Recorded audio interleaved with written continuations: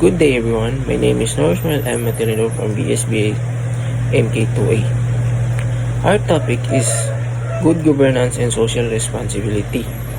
So, first question, what are the three branches of governance? First, legislative, responsible for making laws. Second, executive, responsible for enforcing and administering laws. The third one, judicial, responsible for interpreting laws and administering justice.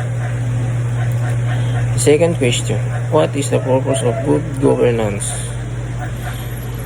The purpose of good governance is to ensure that the process and institution within a society operate transparently, accountably, and efficiently, fostering equitable and sustainable development, protecting human rights, and promoting the rules of law. Third question, what are the 8 basic elements of good governance? Number 1, participation involves engaging all stakeholders in decision-making process, ensuring that everyone has voice, especially the most vulnerable. Number 2, rule of law ensures that legal frameworks are fair and enforced impartially, protecting human rights and providing legal certainty.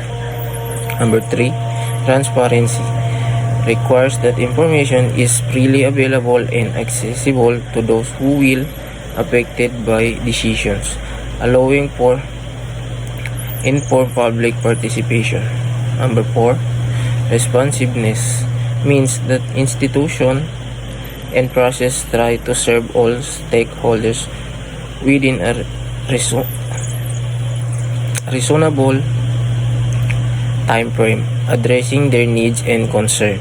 Number 5, consensus oriented ensures that different interests are mediated to reach a broad consensus of what is the best interest of community and how this can be achieved.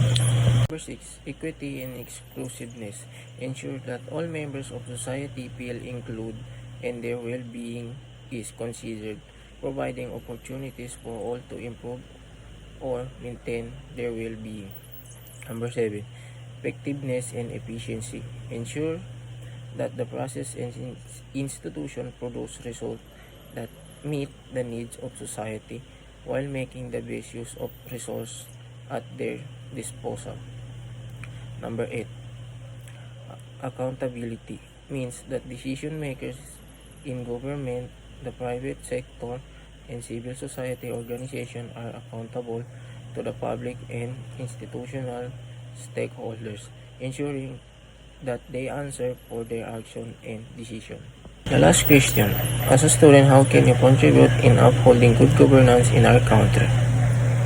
As a student, you can contribute to upholding good governance by staying informed about social and political issues, actively participating in discussion and debate, promoting transparency and accountability within your academic community, and volunteering for organizations that works toward promoting good governance and civic engagement. Additionally, you can use your voice to advocate for policies and initiatives that prioritize the public interest and the well-being of all citizens.